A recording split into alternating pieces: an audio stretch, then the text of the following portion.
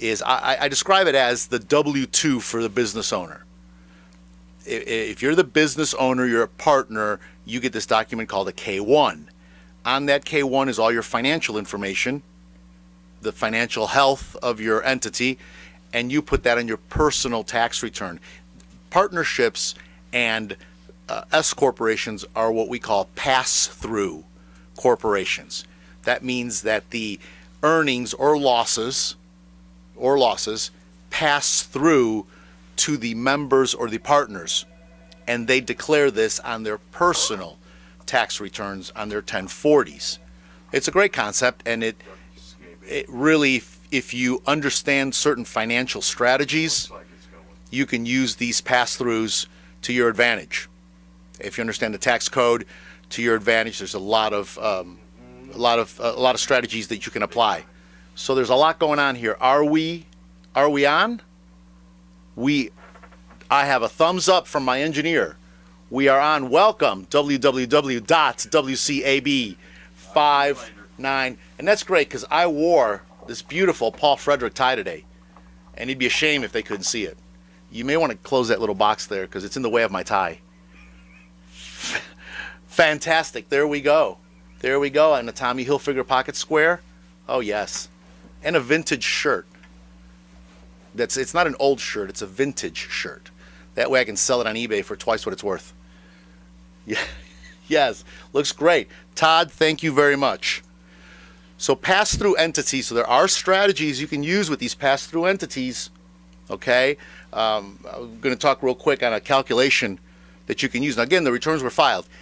Now, just like any tax return, let's say you filed this tax return by yesterday at midnight, and you got it done, and you found you can change something for whatever reason. New information came your way, income that wasn't declared, expenses that weren't declared, whatever. They can be amended, okay? But for not filing the tax return or for not filing an extension, the penalty is pretty steep. $150 a month per member or partner. So if you're a partnership with 10 partners, that's an expensive mistake to make. So some people might have filed those in a hurry. You can always go back and amend those. And so it's not too late to employ some strategies just because that deadline came and went. Don't dismiss going back and reviewing that tax return. Because then at the partnership level, it passes through to you and you can amend your tax return. And that again is why I'm a real advocate of having different people look at your tax return. Especially over the years, I've met accountants. The tax code is so large, we can't all be experts in every area of it. Most of us have a niche. There's areas we like, there's areas we're comfortable with, there's areas we understand.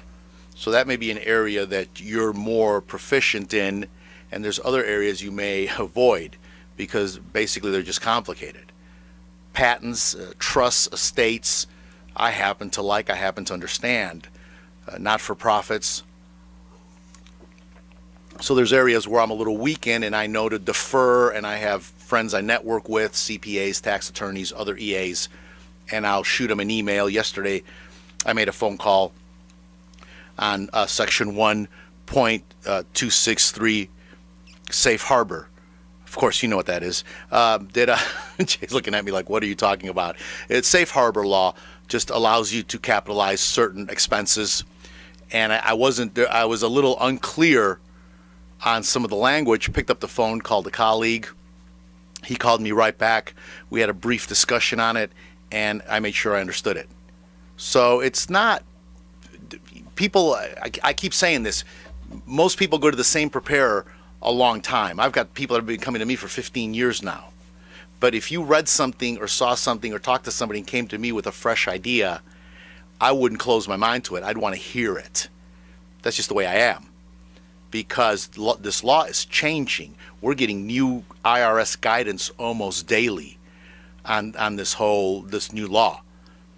So there's a lot of it we don't know yet. And as I've talked to several other colleagues, CPAs, talked to a tax attorney, a lot of the things we've done this year, we don't know if the IRS is going to change their mind 6 months from now and change something. So we may be doing a lot of amending going forward. We don't know. And again, this is mostly for business owners.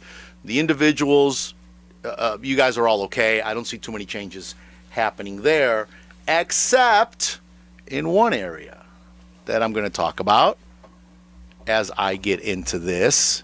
Before I get into this, though, when are we going to have the commercial for Massey Ferguson? It's the next one. Okay, so let me go ahead and talk about that right now. I started talking about it, and we changed topics. Jay, my engineer, and we talk a lot. So, and Todd, I know Todd's listening because I think we woke him up. Todd is listening. So, April 13th will be my last program, Gilbert Talks Taxes. Again, we're talking about doing something else. Gilbert talks too much or something. I don't know what we'll call that program, but we are talking about doing something later. I just don't think people want to hear about taxes all summer. But there are other things we can talk about, financial planning and different topics as they pertain. Okay, so we're talking about that. But the program's going to end April 13th, which is a Saturday. April 15th, Monday, the last day to file your tax returns or file for an extension. The following Saturday is Passover. There's Good Friday, Passover, and then Easter Sunday. So we just didn't feel that too many people would be tuning in that weekend. So we just said, let's just go ahead and finish it the 13th. Well, talking to Phil Sheehan over at Massey Ferguson, I wanted to do a live remote from there. I've been talking about it all since he had the fire. And by the way, he's doing great. He's reopened. He told me the community supported him. We're praying for him. He knows that. And he says things have been great over there. Sales have been good. He was moving a big old tractor off the lot when I was there yesterday. Beautiful piece of equipment, brand new. So we talked about it, and he said he wants to do an open house. So I said, well, let's do a live remote. No, I haven't talked to Jim about it, but that's okay. We'll work those details out later. No, actually, I did talk to Jim. I told him I wanted to do it, but we just got to get that date locked in. So, Todd, we're going to do it. Right now, it's tentative. April 13th, Saturday, live remote from the new world headquarters of Massey Ferguson, NC Tractor, right there. I think it's going to be a lot of fun. Jesse is bringing the donuts and the coffee. And I said that last week, you know, a case of donuts, a gallon of coffee, Todd and Gilbert at 8 in the morning. It doesn't get better than that. So we're going to welcome people to come on down. We're working on the details. We have a month to do it. Oh, boy. The Twitter sphere lit up on that one. Okay, they are texting me already. Oh, they're okay. Keith in Ellenboro said he's going to be there. Can I get a rapid refund for a tractor? Yeah, I'll talk to you about that. Some of the texts coming in. Count me in. Oh, boy. Okay, we're going to have a good crowd, I can tell right now. So, sure, Jesse James Railroad Express. We'll get some of Davis Donuts there and the good coffee. We'll be all set. So right now it's tentative. We're going to be doing. And Rafael, probably the best IT man I've ever worked with. And I come out of corporate, you know that. I've sat around the boardroom. I remember the first time I ever heard of a CIO, Chief Information Officer. I wasn't sure what the guy did. I don't think he was sure what he did either. He was in charge of the computers. That's what he said. And I remember that. But so IT has come a long way. Rafael's probably one of the best I know. Seriously. And I say that. And that's a world where you're only as good as the last problem you solved. And if you can't solve a problem, you're pretty much out of business. He can solve them all. He's working on a way, and Todd, I'll have him talk to you. He's working on a way to do the live remote internet feed from there too. So I think if anybody can figure it out, Rafael can figure it out. And somebody send Jim a memo, so we can. No. He's listening, I'm sure. We'll work out the details. Maybe we'll do it from the bay there. Too bad we can't tell the weather a month out. That's the only thing. Well, let's go ahead and take a quick break. This is Gilbert Talks Taxes, WCAB AM 590, FM 100.9. This is Gilbert. I've made a career out of helping Something else that can help businesses is a good sign. Let me tell you about DSW badass signs and graphics right here in Spindale. Whether it's outdoor signage, banners, printing, or promotional items, call Alex at 828-286-4900. And remember, a good sign is good business. People come up to me all the time and say, Gilbert, thank you for doing my tax return. I just got my refund. Any idea what I can do with that refund? Oh, yes, I've got an idea. Call NC Tractor and Farm Supply on Railroad Avenue. Get yourself a brand new Massey Ferguson. You can call Phil at 828-429-5008. And when you're talking to Phil, mention you heard it on Gilbert Talks Taxes. You know what he'll do for you? Absolutely nothing. But me, he's going to give me a discount when I buy my Massey Ferguson. We are back. Gilbert Talks Taxes. WCAB AM 590, FM 100.9. Those of you tuning in, it looks great. So that was the commercial. So I'm really excited about this, because even when I've invited people to come to Jesse James after the show and some people have shown up, it's just been a good time. It's really a privilege to meet all of you, and those of you that are listening, thank you so much. And those of you that have come to have me help you with your tax problems or do your tax returns, I can't thank you enough. It means a lot to us. We really started this program just to educate people, and now I told somebody it's kind of taken on a life of its own with the people, and we're grateful. We're very, very grateful. And again, we're grateful for what's going on over there with Phil. The new place is great. So, let me finish on the media. I didn't even start, so let me start and let me finish on the media. So there's this piece of, I don't even know what to call it. I mean, really, it's Nazi propaganda. You know, if you tell a lie enough, it becomes a truth. Remember, that was the whole Nazi. And the media that's accusing Donald Trump of being a Nazi are the ones that are doing this. If you repeat a lie, how did that saying go? Goebbels, I think, said it. If you repeat a lie enough, it becomes truth, or people believe that it's true. So all I have seen since tax season started is stories saying how people are going to get smaller refunds.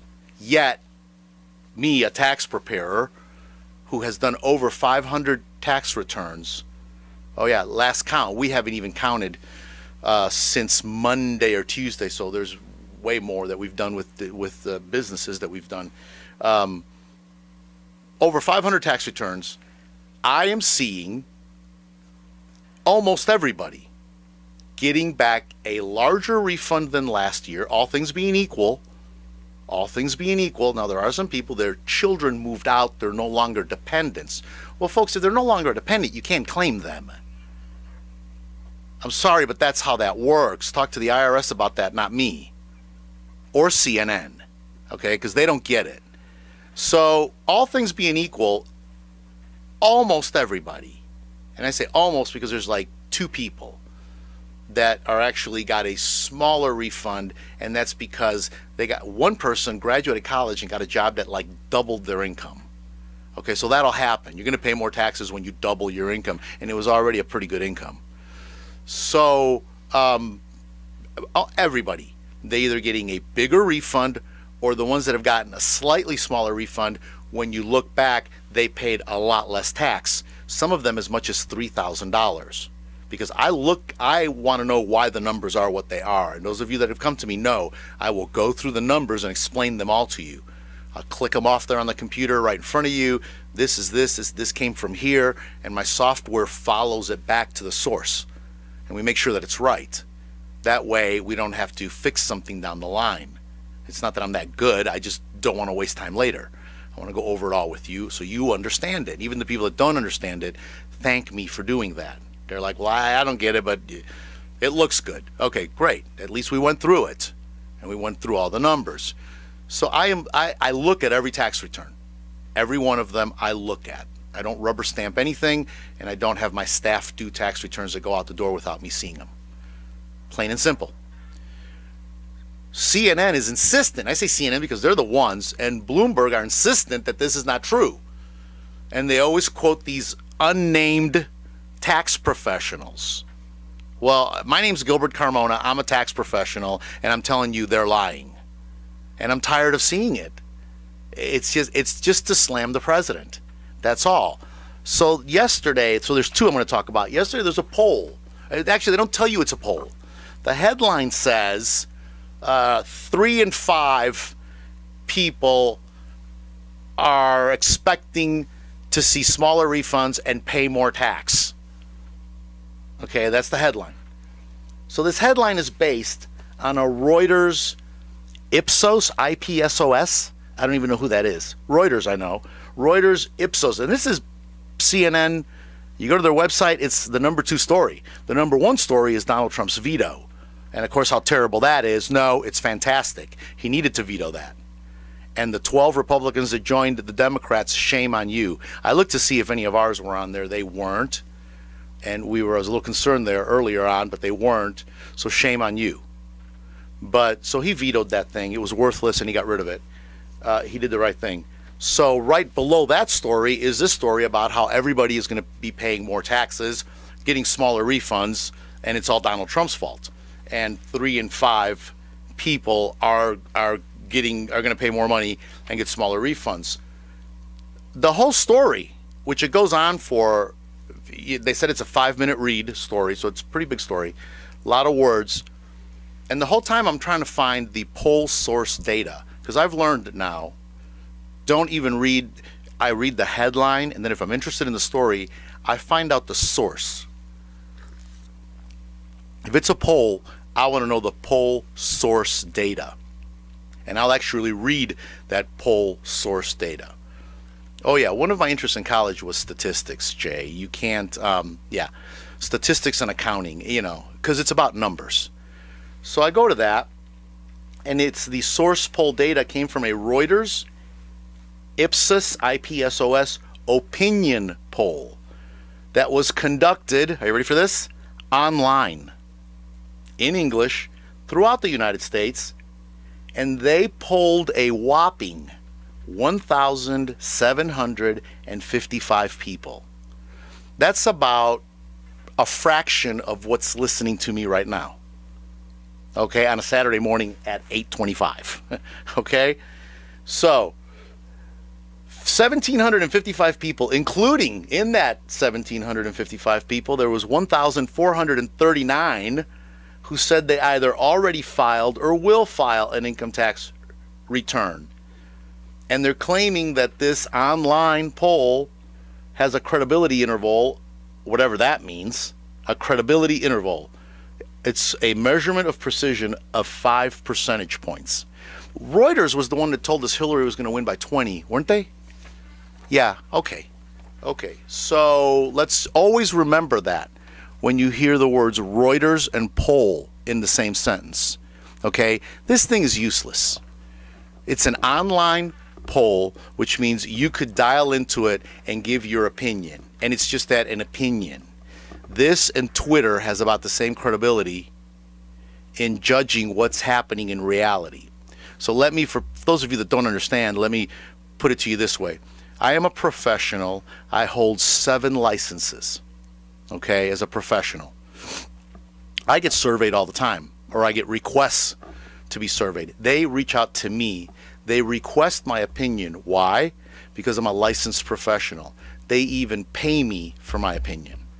Typically, it's financial service companies that want to get an opinion on a new product. Would I recommend this product to my clients? What do I think of this product? They're working on it. The last one I got was about an insurance annuity. Do I think this insurance annuity product would benefit my clients? Yes, maybe, no, and why? And they pay me to give this survey, to give them my opinion. And they don't even tell you who the company is. In other words, I don't know that it's MetLife as an example, or whoever, Prudential, whoever. It's just a survey company doing a survey for a client.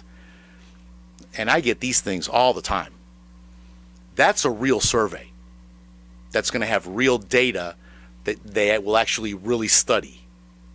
Okay, that's not some online thing.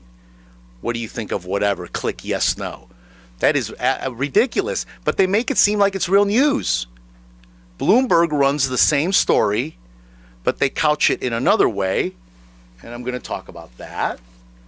Bloomberg runs the same story, And I have it right here. Okay, so they run the story how everybody's getting a smaller refund and how they're paying more taxes, and that it's just a small percentage of the people that are getting a break, and it's a break for the rich. The same old story. It's a break for the rich. Yet the IRS themselves came out and said that's not necessarily true. See, you can twist data. What's that old saying Grandpa used to say? Figures don't lie, but liars figure. He used to say that. Figures don't lie. So you can twist this data. The IRS is saying that no, people are paying less money. People are getting bigger refunds.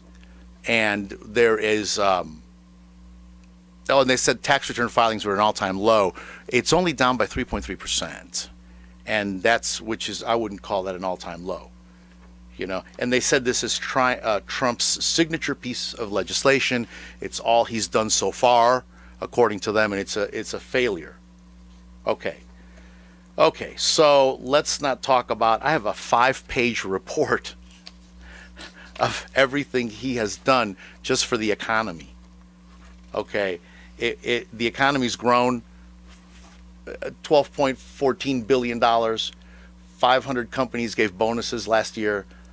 $482 billion worth of infrastructure projects. Wages have increased on average almost 4%. This tax bill is $1.5 trillion in tax cuts to individuals. I'm seeing it. I'm seeing people paying less, like I said, some almost $3,000 on average, $2,000, $1,800, $2,100, plus getting back a bigger refund. So it's just a lie, and it makes you sick because you see it. I'm in it, and I read this, and it's like, what can you do? Well, I can come on this microphone and say to my little audience that it's a lie and don't believe it. And interesting with all of that is what makes it so easy to get all this misinformation out. Because before it goes through the news cycle. And by the way, by this afternoon, this will be old news, and we'll be on to the next thing. I mean, this is already old news. This is 2 days old. And this is ancient news already. They don't have to apologize for anything. They don't have to come back and say we were wrong. Oh, by the way, the IRS said we were wrong, so obviously we didn't understand math. Forgive us. No, that's not what they're going to do. They're going to move on to the next thing. Interesting that, Monday, what day was the 12th? Shows you my days are all running together. Tuesday was the 12th. Monday night's when I first got the story. Tuesday, was the 30th anniversary of the World Wide Web. Some people were saying it was the 30th anniversary of the internet, but that's not true. The internet's technically been around since the 60s. I remember when I worked at AT&T, when I worked on the Spider computer system at AT&T in Lisle in 1978, we had an internet. And the internet was basically connected our computer to all the colleges and universities in Chicago. It was a small network, and Hawthorne Labs. Now their computer connected nationally, so we could remote into their computer. So the internet has actually been around since the 60s, I think long before Al Gore was even born, maybe. And but the actual World Wide Web, which there was an interesting story on it that day, was invented by Berners-Lee, which at the time was a big deal. When his boss got the idea, when Berners-Lee gave his boss the idea, his boss said, "It's vague, but kind of exciting." He had no idea what would happen. And what the World Wide Web basically is, it's basically a code, a standardized code. The HTTP and the HTML, these were codes, meta languages and text protocols that allowed all these computers to get on the same page and talk to each other. That's what the World Wide Web was about. And initially, Bill Gates was against it. Did you know that? Oh, yeah.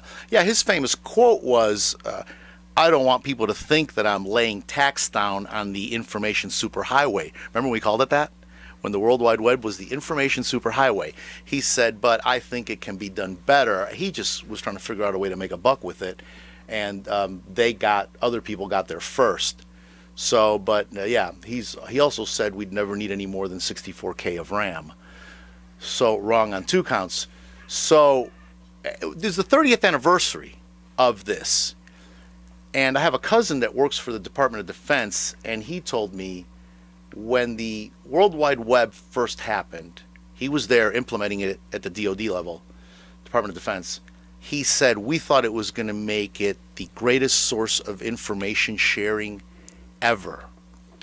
Now we know that it is the greatest source of misinformation sharing ever. And this is a guy that's worked at the Pentagon saying that.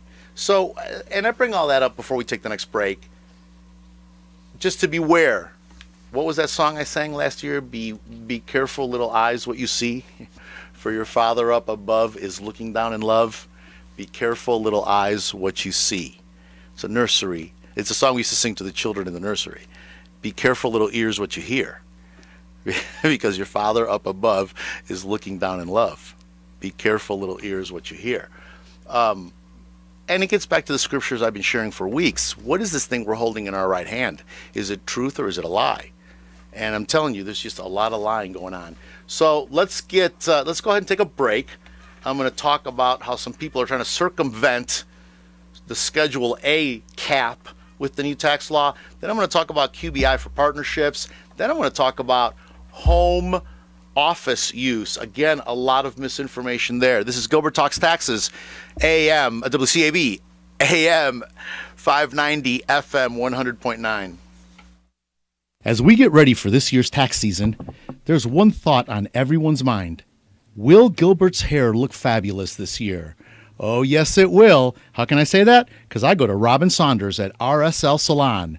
Whether it's a good haircut, a pedicure, or a manicure, you can count on RSL Salon. Call Robin at 828-289-9110 because everyone deserves to look fabulous. This is Gilbert. I want to tell you about Jesse James Railroad Express at 531 Railroad Avenue in Rutherfordton. It's a great place. Jesse's a good friend of mine, and I encourage you to stop by and support him. On Mondays, he's doing a 99-cent hot dog, mustard, chili, and onions. When you go, tell him Mr. Fabulous himself sent you. That was very quick. Gilbert Talks Taxes. We are back. WCAB. AM 590, FM 100.9. Those of you online, yes, my hair looks fabulous. www.wcab59.com. Some people ask me, why do you laugh so much on your program? It's because Jay laughs at everything I say. He's a great straight man for me. QBI, Qualified Business Income Calculation. So can you explain in more depth how a Section 199A Qualified Business Income Calculation, now we call it the Qualified Business Income Deduction. It's gotten a lot of names. That's why I was calling it QBIC, because it's Qualified Business Income Calculation. But you'll hear it on the news called QBID, but it's actually just Qualified Business Income. So Qualified Business Income Calculation works with a general partner who has guaranteed payments for both services and health insurance premium payments. Folks, that is a great question. They're staying up late at night trying to figure out how to stump me. And here's an example. You got a general partner. And by the way, the data came off of the data, because the question I keep getting is, how are these calculations going to work out in real time? People know these calculations are out there. They know this QBI thing, small business. And what most small business owners know is that I can get up to 20% deduction of my taxable income, or 20% deduction of my taxable business income. How do I do that? And there is some math involved in this. It is a deduction. If you'll notice, those of you whose partnerships or corporate taxes have already been filed and you're getting a K1, your K1 looks different this year, You've got either a box 17 or a box 20, and it'll say statement. You go to the next page, and there's a breakout on there showing your QBI calculation. That goes into the software that on your personal tax return, and the software will do that calculation for you. And it'll be on the new 1040 page 2. Okay? It's not page 1 anymore. Remember, it's a postcard. Page 1 is just the personal information. Page 2 is where the actual calculations are. Those go back to one of the 6 schedules. That'll figure that all out for you, but you're going to get this QBI, qualified business income calculation. You're going to get a deduction. It is a deduction of taxable income. Okay, it's going to go on right, it's below the line on that. And by the way, we don't have 1040 EZ anymore. We don't have 1040 Schedule A anymore. Those are gone. I still have people calling me, telling me that, every year they file the long form. I can tell they've been doing taxes for a long time when they say that. I filed the long form, but I think this year I'm going to be able to do the short form. There is no long or short form anymore. There is just the form. It's a 1040 with six schedules, up to 6 schedules. You may not have them all, but 6 schedules. So QBI goes on page 2, the back of the postcard, and it's a calculation. So Bradford Tax Institute does a nice breakdown on this topic. So you have a general partner. Now, those of you that aren't in a partnership, this is all going to be over your head, so you can go get some coffee right now or something, go feed the cat or something, and you can come back in about 4 minutes. No, you sit down, Jay. Sue is a general partner in an LLC taxed as a partnership. In 2018, she has $50,000 partnership income. Okay, now partnership income can come several ways. She's going to get $20,000 in guaranteed payments for services. So in a partnership, you're either going to share profit or you're going to get a guaranteed payment for services. Sue's got a couple of things going on here. She's a busy partner.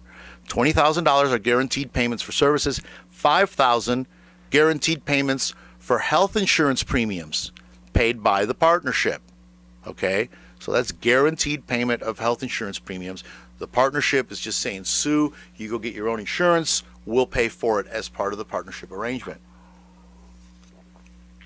And $25,000 of ordinary pass-through income. So the partnership, at the end of the day, they did the tax return. And the partnership, if the partnership had 10 partners and the end of the year, the thing made $250,000. Sue's going to get 1/10 of it, assuming they're all equal shares.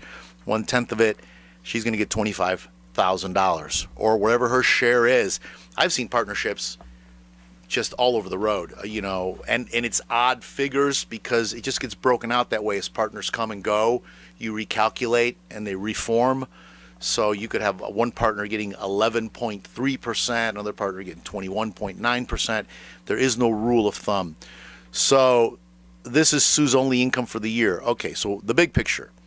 Here's what Sue's 1040 is going to look like. She's going to have $50,000 of ordinary income. Okay? $50,000 of income subject to self-employment tax. Okay, because this is all going to be subject to tax for her. So that's $5,000. She's going to have $5,000 self-employment health insurance deduction.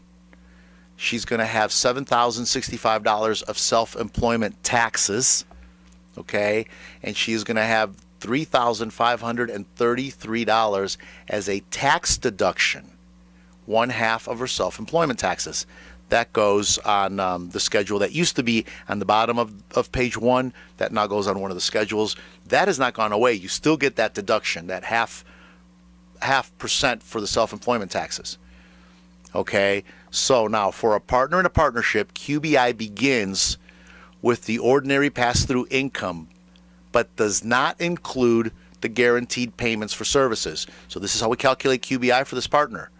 Her QBI calculation starts with the $25,000. Okay, that's the ordinary income. Okay, so now last month the IRS made an announcement. So this potentially could reduce the amount by both, But for right now, it's the calculation starts at $25,000. The deduction for the self-employed health insurance and the deduction for 1/2 of the self-employment taxes. So the partnership paid Sue's health insurance premiums so that she could claim the self-employed health insurance deduction on her Form 1040.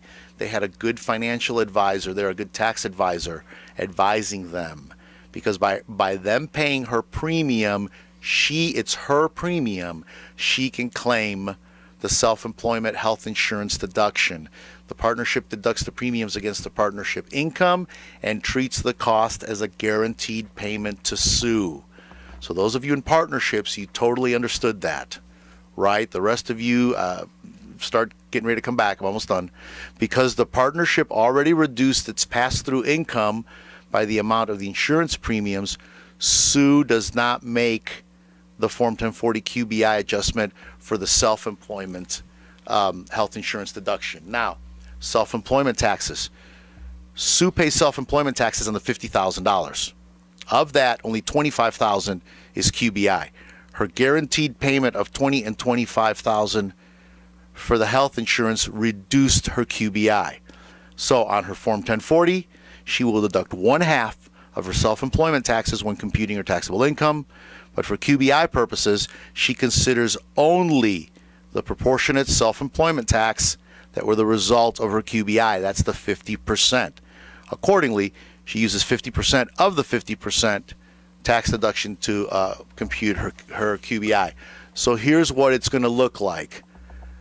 Her QBI, which is $23,000, that's qualified business income. Okay, so we're calculating qualified business income. Her qualified business income is $23,233. That's the $25,000 ordinary income minus the $1,767.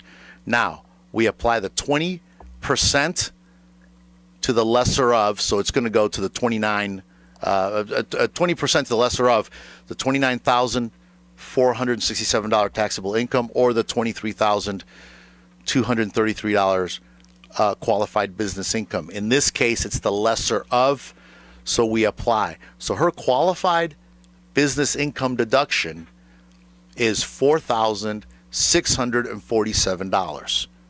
That's pretty nice for her situation. That's a nice deduction. The general partner is taxed on partnership income that comes in the form of guaranteed payments and profit distributions. Now, these are just some planning. You partners, keep this in the back of your mind. If you're a general partner, you're taxed on partnership income that comes in the form of guaranteed payments and profit distributions. Profit distributions are qualified business income. Guaranteed payments and also Section 707 payments. Some of you know what that is. If you don't, give me a call. I'll explain it to you. If you're a partner and you don't have these kind of payments, we may need to have the conversation. They are not qualified business income. Now, to increase qualified business income, you need to increase the profit distribution and reduce the guaranteed in Section 707 payment. Getting to this simple solution is not easy because you've got some tax law involved there. 2 points to consider. Guaranteed, are guaranteed payments really guaranteed payments, or simply a lazy man's way to distribute profits? And the reason is guaranteed payments are simple, profits are a little more work. Second, you should use the more sophisticated Section 704 partnership allocation rules to get the results you want. Okay, you need a good tax professional. That's Bradford Tax Institute said that. You need a good tax professional. Ask your tax professional if they are doing Section 704 partnership allocation. Just ask them. If you get that glazed over deer in the headlights response, you may want to talk to somebody else. Okay, because this will increase your QBI. It should. It might. I got to disclaim this all the way down the line. It should. It might. It could reduce your, well, it probably will, increase your qualified business income deduction. Okay, I'm done with that, and I don't think I lost too many people on it. Everybody, let's take a break and come back. I'm going to talk about, I'm going to take a pass on the home office today. I'm going to talk about something a little more exciting, since I'm talking about business owners. Well, and I may get into that. but premiums for Medicare health insurance can add up. Now, there is a way, there's something you can do about that. I'll talk about it when we get back. WCAB AM 590, FM 100.9. This is Gilbert. If you owe the IRS past due taxes, don't call those toll-free national numbers. Local, affordable help is right here in Rutherford County. Stop garnishments, levies, and liens. Call Gilbert Carmona at 828-289-9300. All initial consultations are free. Call Gilbert, 828-289-9300. Hi there, this is Kimberly, and I'm here to tell you about Peterson's Auto Service and Detail Shop. As a woman, I'm often apprehensive about taking my car to a dirty service garage. But you can be assured that Peterson's, located at 478 Butler Road, Forest City, has an incredibly clean and safe environment where you get high-quality service at a great price.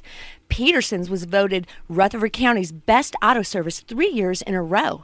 So take your car to Peterson's for brakes, oil change, North Carolina inspection, tire rotation, headlight lens restoration, scratch removal, and meticulous auto detailing. That's Peterson's at 478 Butler Road, Forest City. You can call him for an appointment at 245-8889. We are back. Gilbert Talks Taxes, WCAB 590 FM 100.9. I could get into this one subject, but I'm going to get on another media rant. I know it. I just know it, and I'm not. Okay, so there's this thing called SALT cap on your Schedule A. Schedule A, if you know, we now have double standard deductions. So married filing jointly is $24,000. Which is great. Your standard deduction is doubled, so you don't have to worry about itemizing as much anymore. People would try to itemize. That's your charitable contributions, your home mortgage, your property taxes, your all your property taxes, vehicle, boats, whatever property you own. Those taxes go on there, and now they got rid of 2106 unreimbursed employee deductions. That's gone, which I always felt that should have been gone. There was just a lot of room for shenanigans with that, so that's gone. But the property tax part, they capped the taxes part, general sales tax or income tax, they capped it at $10,000. Well, for most people, that's not an issue. But if you live in New York, New Jersey, California, Connecticut, where, I've told the story about the man in Albany that pays $20,000 in property taxes. And I said, for what? He was thinking about moving down here, and he called me to get some tax advice on what his taxes would be. Smart man, you might want to know what taxes you're going to pay in a place you're going to move to. He's in retirement, and he asked me about property taxes. He was actually looking at some property over by Lake Norman, and he asked me about property taxes. So I said, well, I don't know that county's specific tax rate, but I know if you were in Rutherford County and you were looking at a house at that price point, you would be paying somewhere around $1,600 or $1,700 in property taxes. And he goes, okay, $1,600, $1,700 a month. Okay, that's good. I said, no, $1,600 or $1,700 a year. There's a silence on the phone. And I thought the connection had dropped, or he had dropped, one or the other, or the phone had dropped, and he said, I pay $20,000 a year in property taxes. He said we were getting the house ready to sell, and my landscaper thought we should reseed the front lawn because it was looking old, hadn't done anything in a long time. So we had to run the sprinklers nonstop for a month. My water bill was $1,600. Yeah, and I laughed at that, and I said, my wife likes hot showers, my water bill's about $60. To which case, he said, I think I'm moving down there sooner than I thought. Okay, so in this man's case, his thing is going to phase out, so he would normally itemize $20,000 in property tax, plus everything else that goes on there. His Schedule A, now his house was paid for, but his Schedule A would probably be somewhere around $30,000 to $40,000, just from some of the things he told me. Now it's going to cap at $10,000. Well, those people are furious, okay, about this new tax bill. They're the ones complaining to the media. They're the ones getting the headlines because they're getting smaller refunds. Well, yeah, you're going to get smaller refunds, but aren't you the people that Hillary wanted to tax? So why are you complaining now? See, this is the rant I'm going to get into, Jay. This is so I'm going to stop there. The states, actually, New York and Connecticut, are coming up with ways to let these people circumvent this law. The IRS is already on it. I've already got some IRS paperwork on it. They are watching this. These people are coming around with workaround scams. One of them in New York involves setting up a charity. Yo, Todd's jaw dropped on that one. Democrats who unanimously oppose the new tax law changes have said Republicans targeted residents in some of their districts to pay for tax cuts. Lawmakers, particularly those from New York, New Jersey, Connecticut, Chicago, Los Angeles, were against it. See, they saw this. They saw the handwriting on the wall. I saw it. Okay, so they are coming up with ways to work this around. There is one, California, they contemplated a program, they contemplated creating a program that would allow their residents to circumvent the deduction cap by, okay, I'm trying to not laugh while I'm reading this. This is state level lawmakers coming up with this, folks. This is the kind of stuff that the IRS used to arrest people for. Okay? That's the point. Willie Nelson almost went to jail for this same thing. Him and 15 other people. Walter Anderson had to pay back the IRS $200 million. I mean, there's a list. I can go through it. Al Capone for this kind of stuff right here. California is contemplating creating a program that would allow their residents to circumvent the deduction cap by creating charitable funds for a variety of programs where donors, quotation marks, before they were called taxpayers, they're now called donors, can get a state tax credit in exchange, effectively removing the SALT limit. These regulations have yet to be finalized, but the IRS will follow through. Will follow.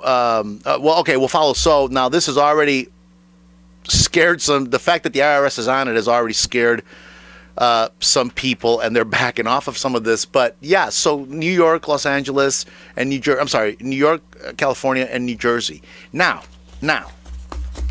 I'm shuffling paper here. Now, remember when Obamacare came out?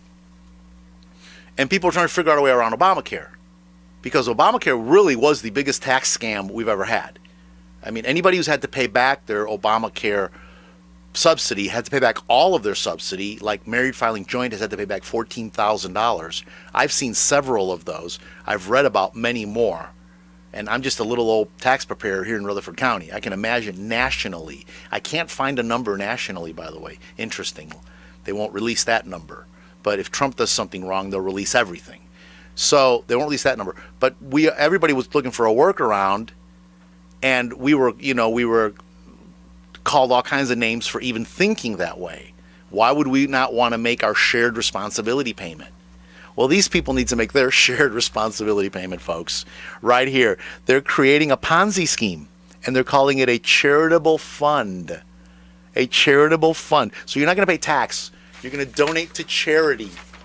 You're going to donate to the building department. Okay, enough of that. So.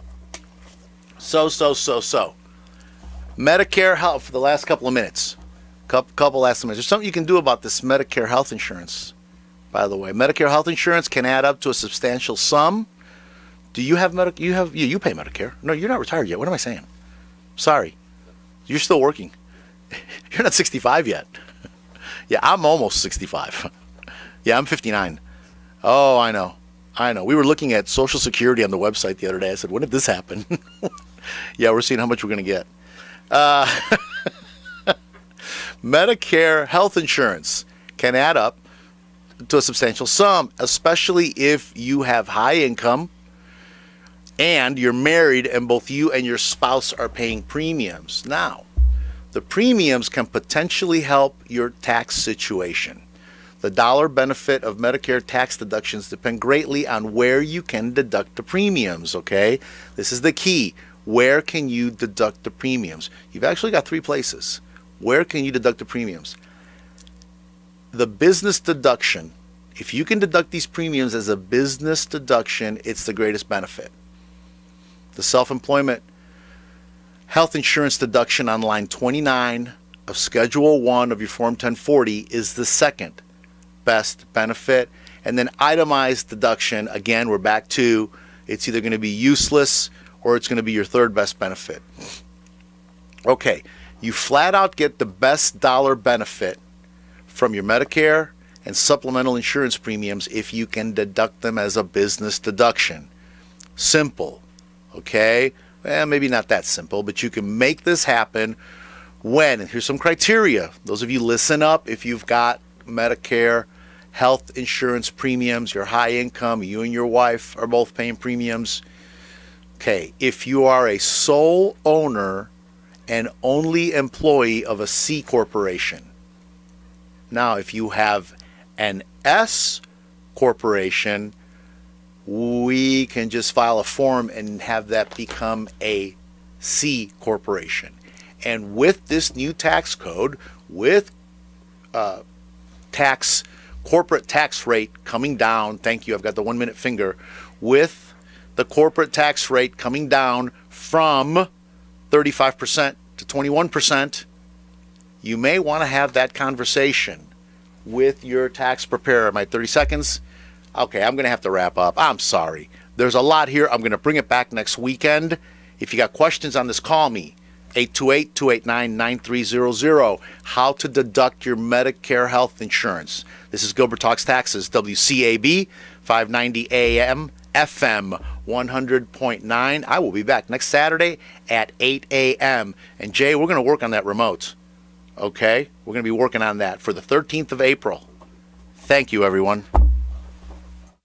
Stanford and other schools. Today's hits and yesterday's memories, WCAB Rutherfordton.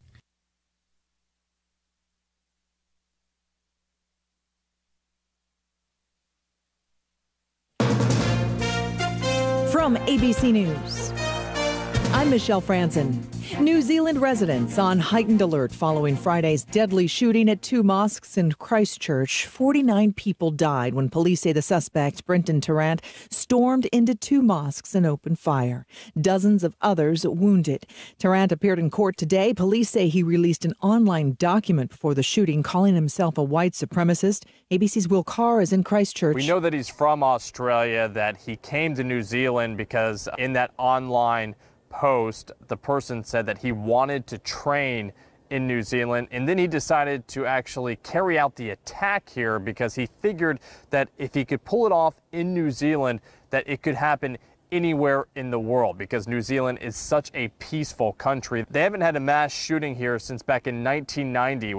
Will Carr, ABC News in Christchurch. President Trump issued his first presidential veto Friday, blocking lawmakers who rejected his emergency declaration resolution. ABC's Tara Palmieri is outside the White House with more. The president dealt a stunning rebuke when 12 Senate Republicans, including Marco Rubio, Rand Paul, and Mitt Romney, crossed party lines to vote in favor of a resolution terminating his emergency declaration. Those Republican lawmakers calling the declaration an overreach of executive power by allowing the president to bypass Congress and access billions of dollars in military and treasury funds to build the wall. We're learning more about the moments inside the cockpit with the Ethiopian Airlines crash. The Ethiopian Airlines 737 MAX 8 had trouble at takeoff, the captain reported, and an account of the drama that unfolded minutes later with the wild up and down movements of the jet. The New York Times reporting the captain, in a panicky voice, calls out, "Break, break, request back to home." ABC's David Curley. French investigators are analyzing data from the plane's recorder. You're listening to ABC News.